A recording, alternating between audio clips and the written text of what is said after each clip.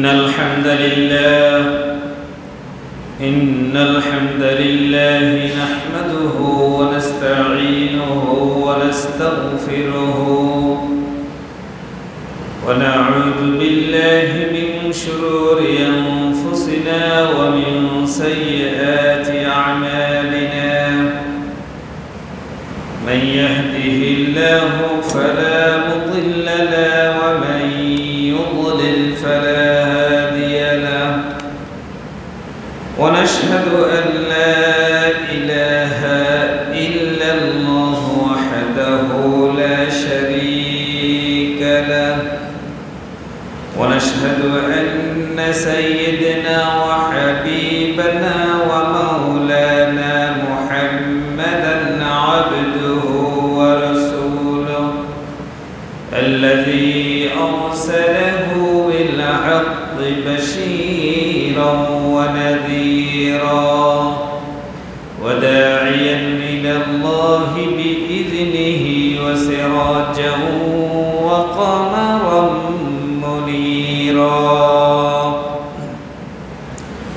فقد قال الله تعالى في كلامه المجيد وفرقانه الحميد أعوذ بالله من الشيطان الرجيم بسم الله الرحمن الرحيم إن الله وملائكته يصلون على النبي يا أيها الذين آمنوا صلوا عليه وسلموا تسليما اللهم صل على سيدنا مولانا محمد وعلى آل سيدنا مولانا محمد সকলে পড়ি আল্লাহুম্মা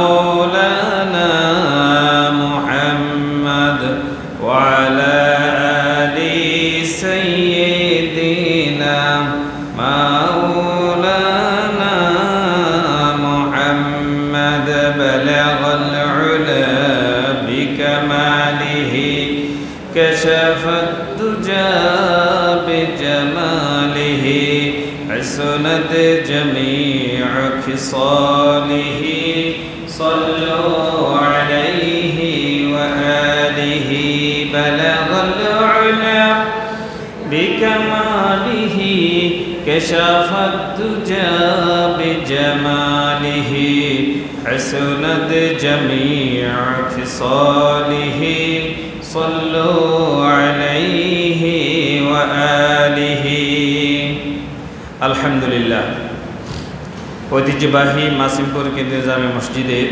সাপ্তাহিক আজকের জুমার প্রোগ্রামে এলাকার বিভিন্ন প্রান্ত থেকে আগত সম্মানিত ইসলাম প্রিয় তাওহীদি জনতা হযরত উলামায়ে কেরাম শ্রদ্ধাভাজন মুরব্বিয়ান ইজম সম্মানিত যুবক ভাইরা পর্দার আড়ালে যারা সংযুক্ত আছেন আমার শ্রদ্ধাভাজন সম্মানিত মা এবং বোনেরা আসসালামু আলাইকুম ওয়া রাহমাতুল্লাহি ওয়া বারাকাতুহু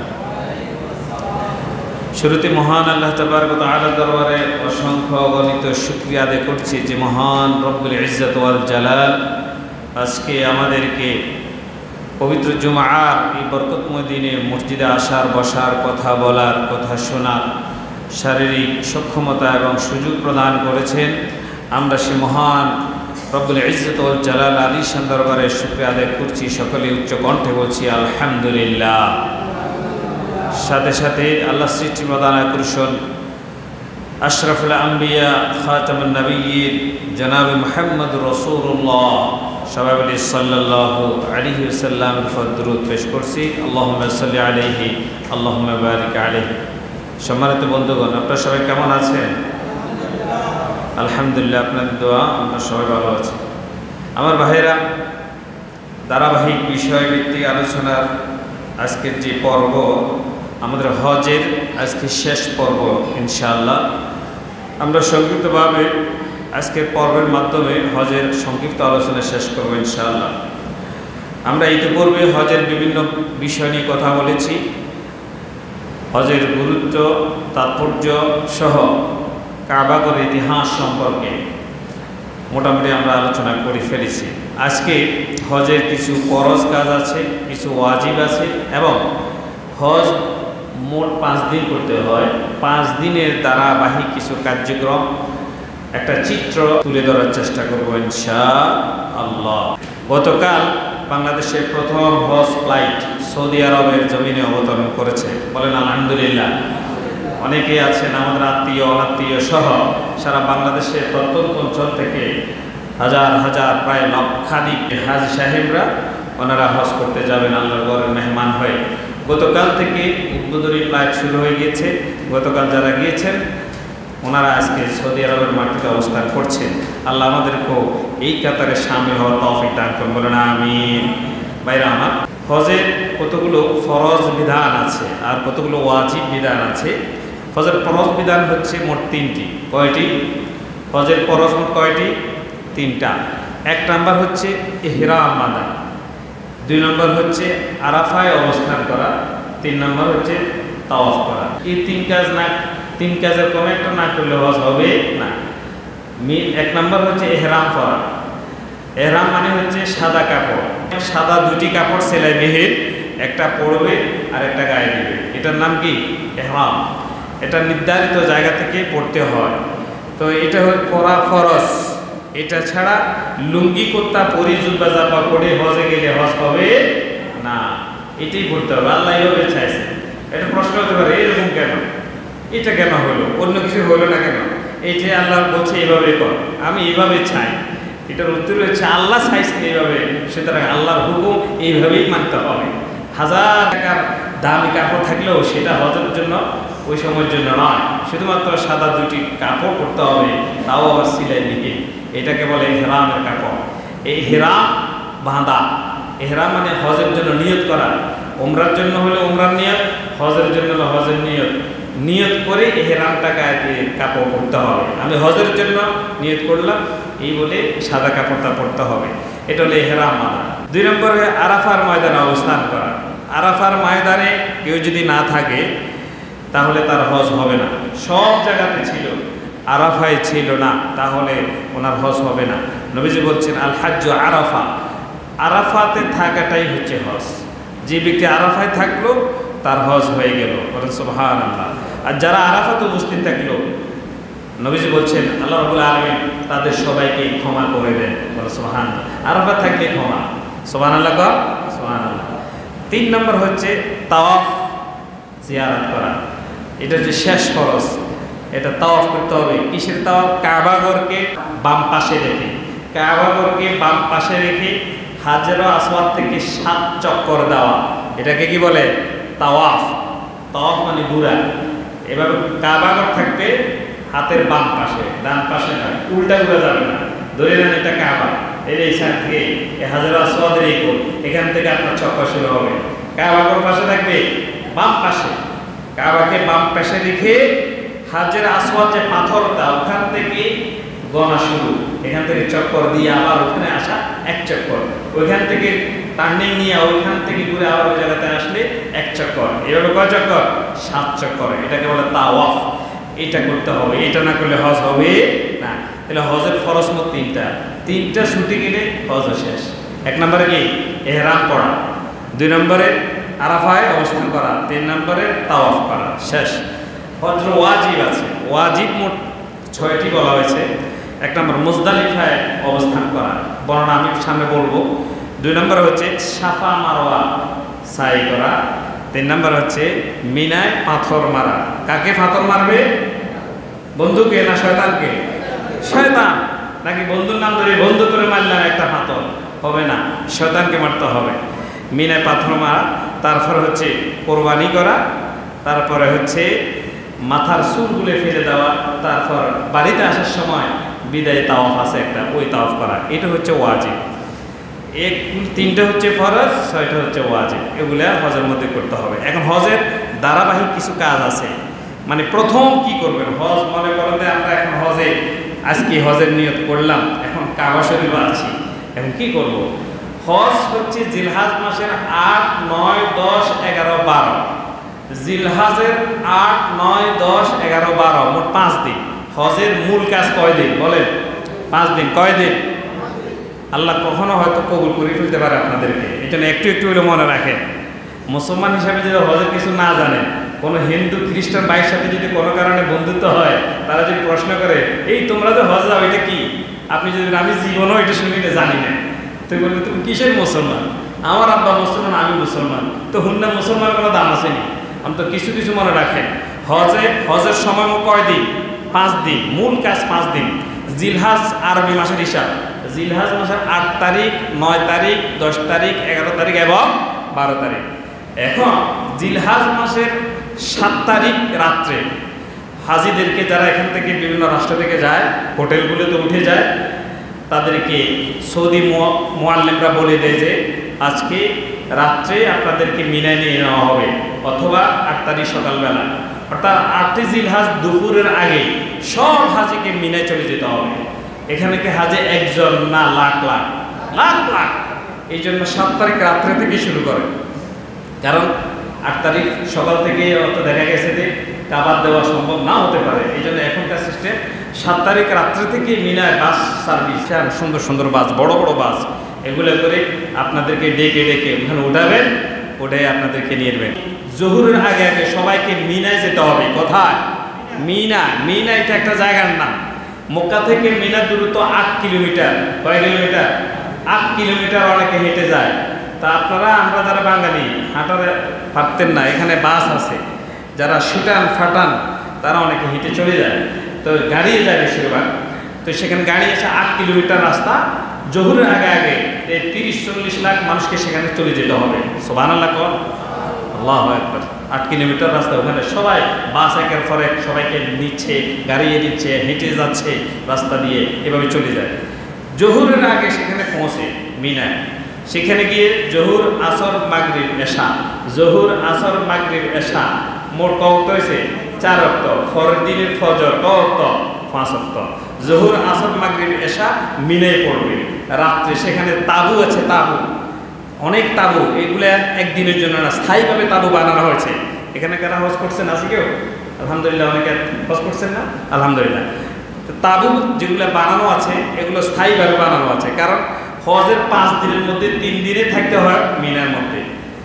একদিন হচ্ছে আরাফায়, আরেক দিন হচ্ছে মুজদালিফায়, শেষ। 3 দিন থাকতে হয় মিনায়, তাবুতে। এই জন্য 8 তারিখ সবাইকে নিয়ে মিনায় নিয়ে যায়। সেখানে জোহরের আগে সকলে পৌঁছে যায়। তাবুর নাম্বার আছে, মুআল্লিমরা বলে দিবে 40, 42, 102, 108 তাবুর নাম্বার ইংরেজিতে এবং আরবিতে, বাংলায় নেই, ইংরেজি এবং আরবিতে এগুলো লেখা আছে। আপনাদেরকে যারা হট গাইড তাদেরকে নিয়ে ঢোকাবেন। এক একটা তাবুর ভিতরে ছোট ছোট চৌকি আছে, খাটের মতো, ছোট ছোট বালিশ আছে একজনের সিস্টেম ওয়াইজ। সেখানে গিয়ে সবাই আনুষঙ্গিক কাপড় চোপড় রেখে বিশ্রাম নেয়। ফার্স্ট টাইমে জোহরের নামাজের সময় ওখানে গিয়ে তারা সেখানে থাকেন। সেখানে খাবারের ব্যবস্থা আছে, বাথরুমের ব্যবস্থা আছে, হিউজ পরিমাণ পানিও আছে, ঠান্ডা ড্রিঙ্ক। আপনি কি খাবেন? প্রত্যেকটা তাবুর ভিতরে ফ্রিজের ব্যবস্থাপনা আছে। 2024 সালে এটা আরও আপডেট করে ফেলছে। আগে এত সুযোগ সুবিধা ছিল না, এখন সবগুলো আছে, আরও হচ্ছে, দিন দিন এটা উন্নতি হচ্ছে। তো এখানে আপনার ফ্রিজ, আপনি ইচ্ছা মতো নেবেন, খাবেন। সেখানে খাবারের ব্যবস্থা আছে, আর সেখানে বসে বসে গল্প করার সুযোগ আছে, তবে করা যাবে না, কারণ পাশাপাশি তো সবাই। এখন যে আরামসে বসি, আহা কত সুন্দর এটা সেটা, অথচ এহরামের কাপড় গায়ে, এগুলোর কোনো চিন্তা করার সেখানে সুযোগ নেই। শুধুমাত্র তাসবিহ, তাহলিল, জিকির, আজকার, লাব্বাইক আল্লাহুম্মা লাব্বাইক, এই বলে বলে নিজের গুনাহ এগুলো নিয়ে আল্লাহর কাছে সবসময় কাঁদতে হবে। এই মিনার তাবুত ভিতর থেকে অনেক বাঙালি এখানে ঝগড়া লাগে। মিনার তাবুর সিট নিয়ে, সিট যে আগে ঢোকে এখান দিয়ে জায়গা নিয়ে নেয়, কেউ এখান দিয়ে নিয়ে নেয়, একজন আসে এখানে নিয়ে এই সিট নিয়ে বাঙালির প্রত্যেকটা তাবুতের ঝগড়া নিয়মিত লেগেই থাকে। এটা করা যাবে না, কখনো না। ঝগড়াঝাটির কোনো সুযোগ নেই। কারণ মিনা হচ্ছে এমন একটা জায়গা, যে জায়গা হযরত ইব্রাহিম আলাইহিস সালাম ওনার ছেলে ইসমাঈল আলাইহিস সালামকে মিনাতে এসে কোরবানি করেছেন। সুবহানাল্লাহ। এটা দামি জায়গা, এখানে কোরবানির জায়গা, এখানে কষ্টকে কোরবান দিতে হবে। কষ্ট তো হবেই, লক্ষ লক্ষ মানুষের যেখানে থাকবে সেখানে তো কষ্ট হতেই পারে, কিন্তু তারপরে অত কষ্ট হয় না, কারণ এটা সরাসরি ম্যানেজমেন্ট করেন কে? আল্লাহ।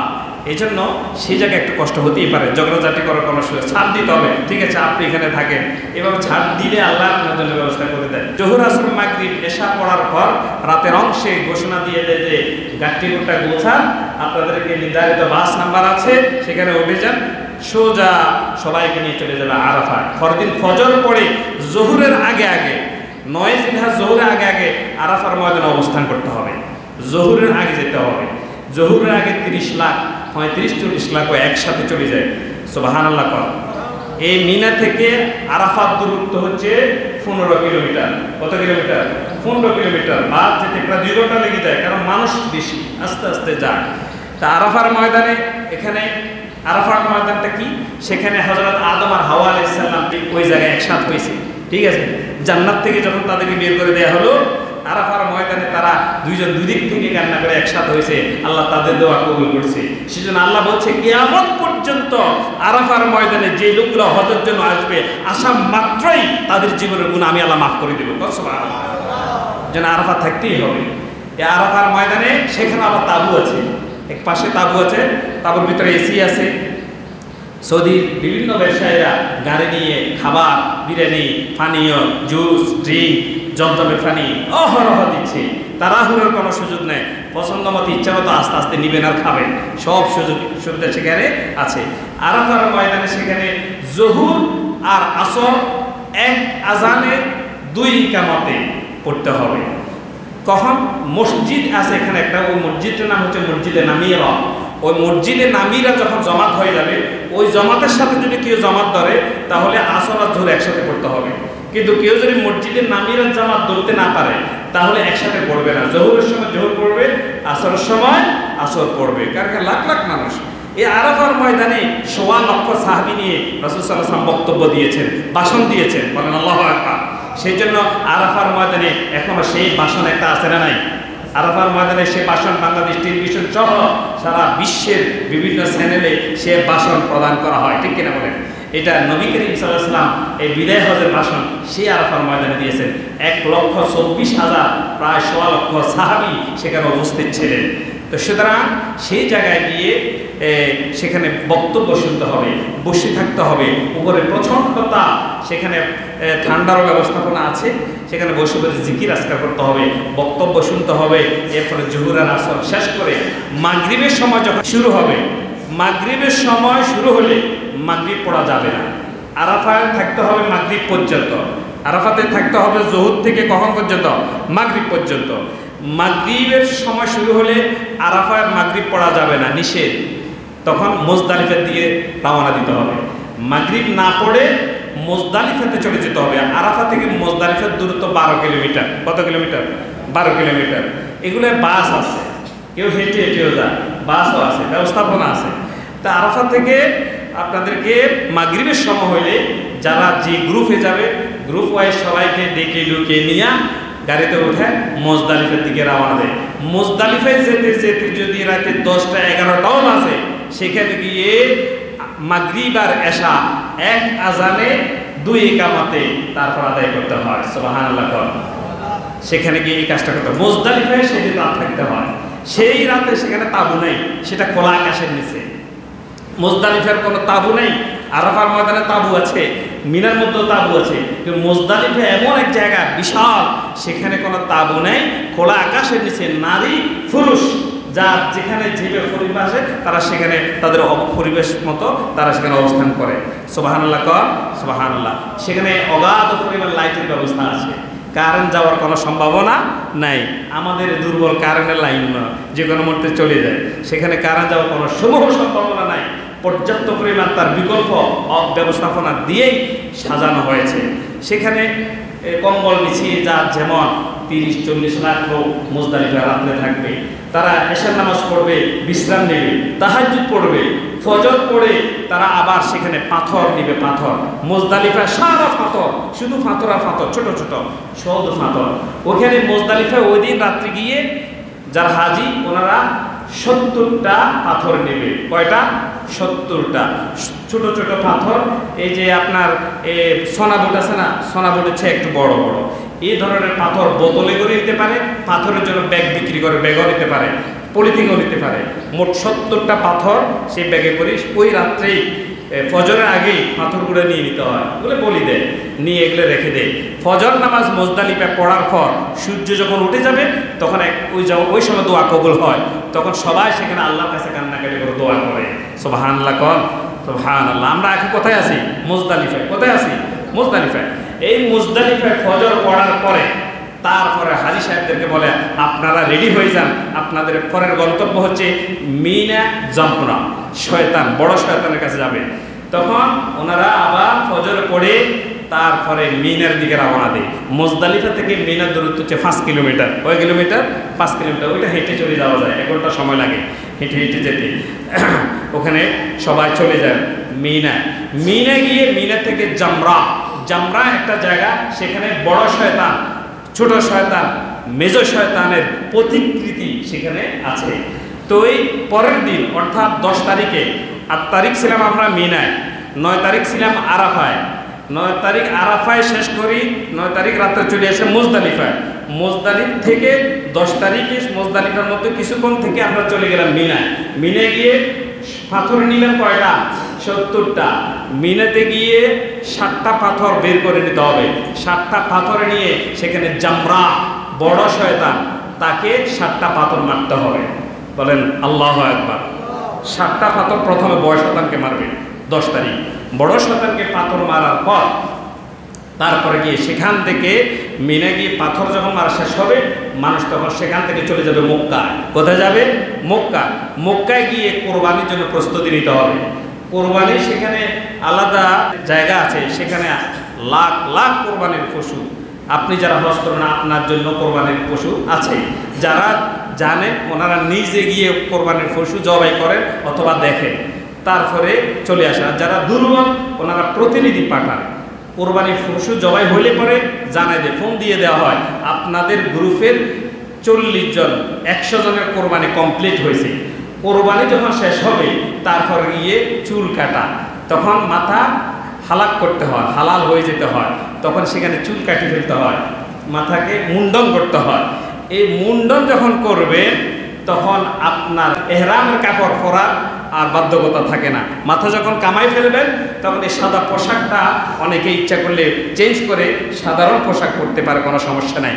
এরপরে কোরবানি করার পর মাথা মুন্ডাবেন। মাথা মুন্ডানোর পর তারপরে তাওয়াফ, হজের শেষ ফরজ তাওয়াফ জিয়ারা, তখন আবার কাবা ঘরের চারপাশে চলে আসে।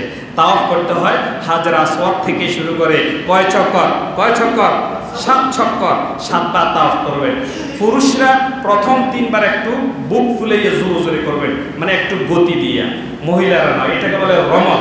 এখানে একটু প্রথম 3 চক্কর একটু জোরে জোরে হাঁটবেন যদি জায়গা থাকে। সুযোগ না থাকলে দরকার নাই। মানুষ আপনি যদি লাফালাফি করতে যান, সামনে তো মানুষ, এখানে তো হাঁটার মতো জায়গা নাই। কিন্তু ইসলাম শরিয়া এখানে একটা সুন্নতি পরিবেশ আছে। প্রথম 3 চক্কর পুরুষরা একটু বুক ফুলে রমল করতে হয়, একটু দ্রুততে হাঁটতে হয় যদি জায়গা থাকে, সুযোগ থাকে, নাইলে নয়। এভাবে 7 চক্কর দেওয়ার পর আপনার তাওয়াফ শেষ, তখন আপনাকে চলে যেতে হবে কাবার পাশে সাফা মারওয়া। সেখানে 7 বার প্রদক্ষিণ করতে হবে। কয়বার? ইন্না সাফা ওয়াল মারওয়া। সেখানে এগুলো এক একটা স্থানের এক একটা ইতিহাস আছে, এগুলো অনেক বড় বড় ইতিহাস আছে। 7 চক্কর দেওয়ার পরে পাশে আছে সাফা মারওয়া। সাফা মারওয়া সেখানে সাই করতে হবে 7 বার। সফা থেকে মারওয়া, মারওয়া থেকে সাফা, সেখানে এভাবে 7 বার। ওগুলো সবুজ বাতি মাতি আছে, অনেক বিষয় আছে। সবুজ বাতি যেখানে, সেখানে একটু দ্রুত হাঁটতে হয়, আর যেখানে সবুজ বাতি নেই সেখানে স্বাভাবিকভাবে হাঁটতে হয়। যারা গিয়েছেন ওখানে সব কিছু আছে। আর সেখানে মুখে মুখে তালবিয়া, লাব্বাইক আল্লাহুম্মা লাব্বাইক, দোয়া, দুরূদ, জিকির, আজকাল যে যা জানে সেগুলো পড়তে হবে। এইগুলো হচ্ছে হজের। তারপরে 10 জিলহজের কাজ শেষ, তখন এই সাফা মারওয়া সাই করার পরে তারপর সবাই চলে যাবে মিনায়। আবার কোথায় চলে যাবে? মিনায়। মিনায় রাত্রে থাকবে। মিনায় রাত্রে থাকার পর পরের দিন ফজর পড়বে মিনায়। পরের দিন 11 জিলহজ, হজের বাকি আছে আর 2 দিন। মিনায় 11 জিলহজ থাকার পরে সেখানে রাতভর থেকে খাবার দাবার সব সেখানে আছে। এরপরে উঠি ফজর নামাজ পড়বে। ফজর পড়ে ওনারা জিকির আজকার করবেন। জহুরের সময় হইলেই আবার 21টা পাথর সাথে নিয়ে ওই যে শয়তানের কাছে চলে যাবে জামরাতে। প্রথমে ছোট শয়তানকে 7টা পাথর মারবে, তারপরে মধ্যম শয়তানকে 7টা পাথর, তারপরে বড় শয়তানকে 7টা পাথর। 3 7 কত? 21। তাহলে আগে মারছি কয়টা? 7টা। প্রথম দিন বড় শয়তানকে, প্রথম দিন শুধুমাত্র বড় শয়তানকে 7টা। পরের দিন প্রথম দ্বিতীয় তৃতীয় 3 শয়তানকে 7টা, 21টা। তাহলে 21 এর সাথে কত? হ্যাঁ 28টা। তাহলে 7টা তখনই মারবে যখন জহুরের রক্ত হবে। তখন মিনা থেকে তাবু থেকে বের হইয়া তখন সকালে গিয়ে পাথর মারতে হবে। পাথর মারার জন্য সেখানে তাড়াহুড়ো করা যাবে না। অনেকে ছাতি মারি দেয়, অনেকে বোতল মারি দেয়, মানে রাগে। শয়তান তো ইব্রাহিম আলাইহিস সালাম যখন পুত্রকে কোরবানি দিচ্ছেন, শয়তান বাধা দিছে, শয়তান আবার বাধা দিছে। এই জন্য শয়তান নাম মনে আসার মাত্র অনেকে জুতা মারে, ছাতা মারে, বোতল মারে। এটা নিষেধ, এটা করা যাবে না। শুধুমাত্র পাথর মারতে হবে, ছোট ছোট পাথর। এইভাবে এখন তো দেওয়াল আছে, এই ধরনের দেওয়াল, এভাবে মারবে আস্তে আস্তে রিল্যাক্স মোডে মারবেন। আর বলবেন বিসমিল্লাহি আল্লাহু আকবার করে একটা মারবেন। এভাবে 7টা করে 3 7 21টা মারার পরে তারপরে আবার সবাই চলে যাবে। ওই দিন যদি কেউ তাওয়াফ না করে মক্কাতে যেতে হবে, যাই তাওয়াফ করতে হবে। যদি তাওয়াফ করে ফেলে আর যাওয়ার দরকার নাই, তাঁবুতে চলে যাবে। মিনা তাঁবু আছে, তাঁবুর ভিতরে জিকির আজকার করবেন রাতভর। সেখানে থাকলে তাহাজ্জুদ পড়লেন। পরের দিন 12 তারিখ যে হজের শেষ দিন, সেদিনও উঠে ফজর নামাজ পড়ে জহুর রক্ত হলে আবার 7 7 7 3 7 21টা পাথর নিয়ে প্রথম শয়তান, ছোট শয়তান, মধ্যম শয়তান, বড় শয়তানকে পাথর মারতে হবে। তাহলে 3 7 কত হয়েছে? 21। তাহলে 2 21 কত? 42 এর সাথে কত? 49। এ মোট 49টা পাথর মারা শেষ। পাথর নিচেন কয়টা? 70টা। 70টা 49টা মারা শেষ। বাকি আছে কয়টা? 21টা। 21টা কেন বেশি দিলাম? 49টায় কাজ শেষ। 21টা বেশি হয়েছিল এই জন্য, আজকে জিলহজ মাসের 12 তারিখ, অর্থাৎ আজকে হজের শেষ দিন। 21টা হাতে আসা পাথর। কেউ যদি জহুর নামাজের পরে জহুর নামাজ পড়ি মক্কায় যেতে না পারে, কোনো কারণে, ভিড়ের কারণে, কোনো কারণে সে গাড়ি পায় নাই বা যেতে পারে নাই, সে মিনায় রয়ে গেছে, সবাই চলে গেছে, সে রয়ে গেছে, তখন শরীয়ত বলছে ওই দিন তুমি মিনায় থাকলে পরের দিন তো মক্কা চলে যেতে হবে। যা যেতে হলে আরও 7টা করে শয়তানকে পাথর মারতে হবে। মিনাতে থাকলেই শয়তানকে পাথর মারা লাগবে। এই জন্য অপশনাল 21টা হাতে রাখা লাগে। কোনো কারণে যদি আমি থেকে যাই, যেতে না পারি, এই জন্য আমার 21টা পাথর দরকার আছে। কিন্তু চলে গেলে আর 21টা পাথর কোনো কাজ নেই। এই জন্য মোট 70টা পাথর কমপক্ষে নিতে হয়। এরপরে সকালে কাজ শেষ করে মক্কায় চলে যাবে। মক্কায় চলে গিয়ে সেখানে যার যার মুআল্লিম তারা বলবেন আমরা আজকে আপনাদের হজ শেষ, সকালে বিদায়ের জন্য রেডি। তখন একটা তাওয়াফ করবেন, বিদায় তাওয়াফ। এটাকে বলে বিদায় তাওয়াফ, এটা ওয়াজিব। এই বিদায় তাওয়াফ করার পর আপনার হজ মোটামুটি শেষ। এখন আর কোনো হজ নেই। তখন অনেকেই চলে যায়, অনেকেই থেকে যায়, মদিনায় যায়, যার যেমন সেটা করে। মূল হজের কাজ মোট কয়দিন? 5 দিন। কয়দিন? 5 দিন। আমরা মোটামুটি সংক্ষেপে আপনাদেরকে বললাম আর কি। প্রথমে যেতে হবে মিনায়, মিনার থেকে যেতে হবে আরাফায়, আরাফা থেকে যেতে হবে মুজদালিফায়, মুজদালিফায় যেতে হবে বড় শয়তানের কাছে মিনায়, সেখানে থেকে পরে আবার মক্কায় যেতে হবে, গিয়ে সেখানে কোরবানি দিতে হবে, কোরবানি দিতে মাথা মুন্ডাইতে হবে একদিন। এইভাবে আবার মিনায় আসতে হবে। অর্থাৎ 5 দিনের মধ্যে প্রথম দিন মিনায়, দ্বিতীয় দিন হচ্ছে আরাফায়, তৃতীয় দিন প্রথম অংশ মুজদালিফায়, বাকি 3 দিনে হচ্ছে মিনায়। এইভাবে করে হজের কাজ সম্পাদন করা হয়। তাই যারাই হজে যাবেন শক্তির দরকার আছে না নাই? এই যে কথাগুলো বললাম, এখানে লাখ লাখ মানুষের কথা, কত চিল্লা হাল্লা, কত ছড়াছড়ি, কত কিছু, কিন্তু বলাটা সহজ হয়ে গেছে বলছি, কিন্তু কাজটা তো বহুত কঠিন কাজ। এই জন্য শক্তির দরকার আছে। এই জন্য শক্তি থাকা অবস্থায় হজের নিয়ত করা দরকার আছে না নাই? আছে। আমার বন্ধুগণ, আমরা যারা হজ করতে পারি নাই, আল্লাহর কাছে দোয়া করে, আল্লাহর কাছে বলেন, আল্লাহ জীবনে কতই স্বপ্ন দেখলাম, সব বাদ দিয়ে দিলাম। এখন একটাই স্বপ্ন তোমার কাছে, যে তোমার কাবা শরীফ এবং নবীর রওজা শরীফ হজটা আমাদের জন্য তুমি কবুল করে নিও। বলেন আমিন। এই নিয়ত আমরা করতে পারিনি। নিয়ত করতে গিয়ে আল্লাহর কাছে শর্ত আসেনি। দোয়া করতে কি শর্ত আছে? আল্লাহকে বলবে এই তুই গরিব, তুই আমার কাছে হজের দোয়া করিস না, এ ধরনের কোনো ডিক্লারেশন আছে না? ধনী গরিব সকলেই হজে যেতে পারবে, কোনো সমস্যা নাই। আর আল্লাহ কাকে যে কখন কিভাবে নিয়ে নেয়, অনেক কোটিপতিও এখনো পর্যন্ত মক্কার ফাঁসে কাজ করে এখনো হজ যেতে পারে নাই, এরকম বহুত লোক আছে কোথায়? মক্কা হেরাম শরীফের কাছে চাকরি করে বছরকে বছর, কিন্তু এখনো হজে যেতে পারে নাই, হজ করে নাই, উমরাও করে নাই, এরকম আছে না? আছে। আবার ওই যে কথা অনেক পৃথিবীর কত দূর দূরান্ত থেকে তারা হজ করে চলে যাচ্ছে। তো সুতরাং আল্লাহ রাব্বুল আলামিন আমাদের সবাইকে আল্লাহর কাবা ঘর দেখা তৌফিক দান করুন, বলুন আমিন।